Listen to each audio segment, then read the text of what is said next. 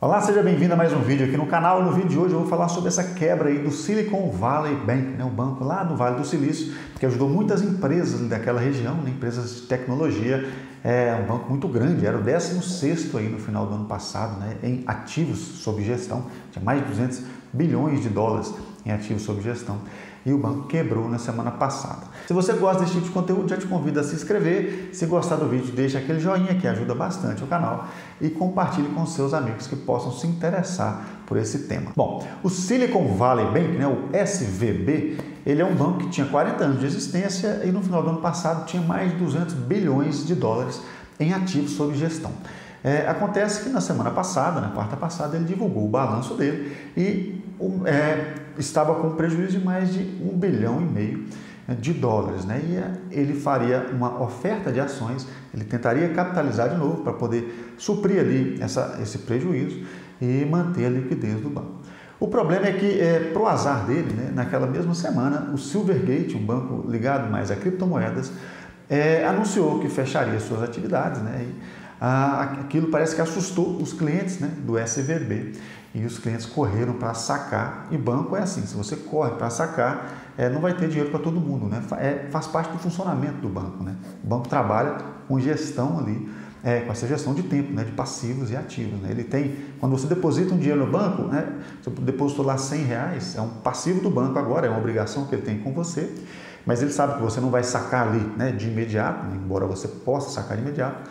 O banco trabalha com isso, Ele pega aquele depósito, ele empresta para alguma empresa, para o governo, talvez, E o que aconteceu com o SVB é que muitos desses passivos que ele tinha eram passivos de curto prazo, de fato, e ele não fez um gerenciamento bom disso, Acabou investindo em, por exemplo, títulos do Tesouro pré-fixado, Então, comprou muito título do Tesouro lá em 2019, por exemplo, quando os juros eram muito baixos, e agora com a alta de juros nos Estados Unidos, esse título cai de preço, Isso gera uma marcação ao mercado naqueles títulos, e o banco precisa reconhecer prejuízo, embora ele não tenha vendido, ele não tenha precisado vender, por exemplo, aquele título.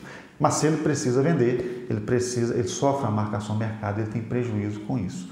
Bom, todo esse imbróglio aí de descasamento, de passivo com ativo, principalmente investir em ativos que são mais voláteis, como pré-fixados, gerou esse prejuízo do banco, fez com que as pessoas ficassem com medo e corressem para sacar. Com essa correria, o banco não conseguiu liquidar e ele precisou ser fechado. O Banco Central americano decretou ali o fechamento do banco. O Fed já está correndo para poder fazer a parte dele no negócio, que é tentar manter a liquidez das instituições. Então ele já falou que os correntistas do banco vão ter o seu dinheiro devolvido, vão poder sacar o seu dinheiro tranquilo, embora os acionistas, eles correm risco do negócio, eles não vão ter, eles vão ter que entrar ali, numa massa falida, vamos chamar assim, mas pelo menos aqueles que são correntistas do banco vão ter o seu dinheiro garantido. Isso aí deu uma tranquilizada no pessoal, as empresas principalmente, que vão conseguir agora pagar as suas obrigações, mas gerou no mercado aquele ruído, Poxa, então será que tem outras empresas, outros bancos nessa situação? Então vale a gente citar um pouco sobre isso aqui. Existe risco hoje da gente repetir aquilo que aconteceu lá em 2008, que é quando alguns bancos quebraram, inclusive um banco grande, o Lehman Brothers, que gerou uma crise financeira muito grande. Existe esse risco hoje, De fato, o risco existe, ele sempre existiu, não deixa de existir, com altas de juros, momentos que a liquidez, o Fed está tirando dinheiro do mercado, dificulta o crédito, dificulta as empresas de se refinanciarem, cumprir com algumas obrigações. Esses momentos, sim, são momentos que podem gerar quebras de empresas, inclusive quebras de banco. Então, o risco existe. É legal, é importante a gente falar aqui o seguinte: hoje o Fed está mais preparado para lidar com isso, hoje ele tem ferramentas para resolver questões de liquidez muito mais rápido do que tinha antes. Lá em 2008, por exemplo, ele precisou de algumas autorizações do Senado, do Congresso americano, para poder tomar algumas decisões, algumas medidas. Hoje essas medidas já são mais imediatas, não é necessário tanta burocracia mais. E também os grandes bancos, principalmente, eles estão mais capitalizados, têm mais ativos de curto prazo do que tinham naquela época. Então, em teoria, os bancos e o Fed estão mais preparados para uma nova crise, para uma nova onda de crise, em teoria. Então espera-se que, se vier uma crise financeira, que não seja tão grande quanto aquela época. Tudo isso é especulação, é possibilidade, a gente acredita, né, que o Fed de fato está mais preparado, e a gente quer acreditar que se vier alguma crise não vai ser tão forte como foi lá em 2008. Mas o que é importante para o investidor, para você que está me assistindo, para mim que sou investidor, o que é importante a gente tirar de aprendizado disso, né? Primeiro que a gente focar muito assim, poxa, será que vai, será que não vai? Pessoal, isso aí pode ser que aconteça, pode ser que não aconteça, independente se aconteceu ou não. Não adianta a gente sair correndo para vender ação ou para poder, sei lá, vender um outro investimento. Será que fiz um empréstimo aqui numa renda fixa? Será que essa empresa vai quebrar, né? Não, é bobagem a gente ficar preocupando com isso. Isso aí causa desespero e vai causar amplificar mais qualquer tipo de crise que venha, né? Eu acho que não é por aí que o investidor tem que... o papel do investidor não é esse. O papel do investidor é fazer bem feita a gestão do patrimônio. O que é isso? Fazer bem feita essa gestão. Buscar, primeiramente, investir em ativos de risco, somente aquele capital que você pode esperar mais tempo. Ele é um capital que você só vai precisar dele, talvez daqui de 5, 10 anos. Com isso, você tendo ali a sua reserva de emergência, né, um capital que está investido ali no Tesouro Direto, emprestado para o governo federal, por exemplo, então o risco é muito pequeno, quase zero, vamos botar assim, né? Está emprestando para quem imprime dinheiro. Tendo aquela reserva de emergência ali, com liquidez e com segurança, você pode investir aquela parcela de longo prazo em ativos um pouco mais de risco. Aí aquela parcela que está investida nesses ativos com mais risco, também você não vai sair investindo tudo em ações. Você vai pegar uma parte dela e investir em renda fixa, aquela renda fixa que hoje, principalmente nessa alta de juros, está rendendo bem, você não precisa necessariamente arriscar em ações. E aquela parcela que você escolhe investir em ações, você vai ter uma parcela dela com uma reserva de oportunidade, quer dizer, também em renda fixa, né? Além daquela investimento em renda fixa para longo prazo, você tem mais uma parcela em renda fixa, que é reserva de oportunidade para as ações, e só então você tem aquele capital investido em ações.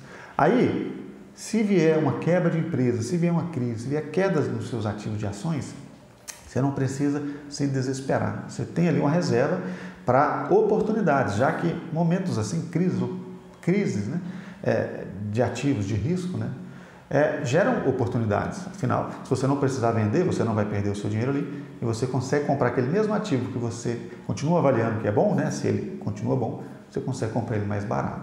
Então, é muito importante para o acionista, né, para a gente, principalmente que não é profissional, que não está dentro de uma gestora, a gente é mais amador, a gente tem que fazer bem feito pelo menos essa parte, olha, gerenciamento de patrimônio, reserva de emergência, investimentos de médio prazo, ali é renda fixa, pós-fixado, investimentos de longo prazo. Dentro dos investimentos de longo prazo, aquela parcela de renda fixa, aquela parcela de reserva de oportunidade, que também é renda fixa, e só então aquela parcela de ações. Eu vou dar um exemplo para vocês. Eu falo muito aqui no canal sobre ações. O ativo que eu mais gosto é aquele ativo que eu acho que eu prefiro. Eu tenho que ter na minha carteira esse tipo de ativo, é ele que eu quero alavancar os meus investimentos. Na minha carteira hoje, aproximadamente de 15 a 20% é que está investido em ações. Então, os outros 80% está em renda fixa, maior parte dela em pós-fixados, um pequeno pedaço em pré-fixado, porque eu gosto dessa ideia do juro real de hoje, né? Alguns ativos a gente está tendo aí com juro real bem interessante, mas somente em torno de 20% aí, vamos botar, que está investido em ações. Então, pessoal, às vezes a gente fala muito de ação, né? Vocês devem pensar assim, ele só investe em ações. Não, tudo é gerenciamento de patrimônio. Eu falo muito de ações, adoro ações, mas tem um pedacinho para ela, não é, você tem que saber fazer, não é colocar tudo em ações.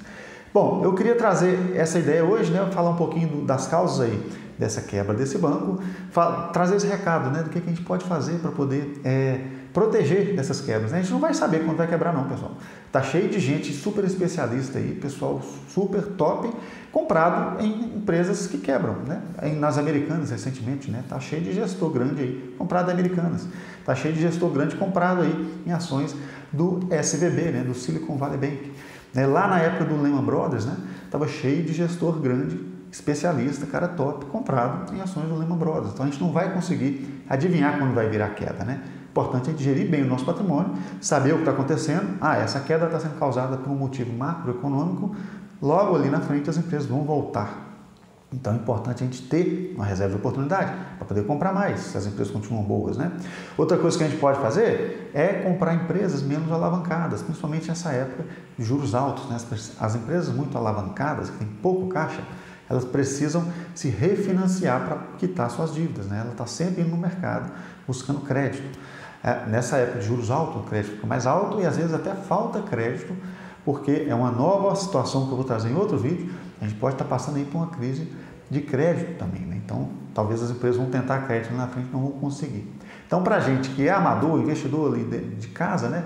É importante o quê? Foca no seu trabalho, especializa no seu trabalho. No lado de cá, tenta fazer o simples bem feito. O que é o simples bem feito? Gestão de patrimônio bem feita, diversificação entre empresas, buscar empresas empresas lucrativas, menos endividadas, que lá na frente tendem a sobreviver, né, em setores mais perenes, principalmente. Bom, a ideia era essa, espero que tenham gostado do vídeo, espero que tenha ajudado. Se o vídeo te ajudou de alguma forma, deixa aquele joinha e eu vejo você no próximo vídeo.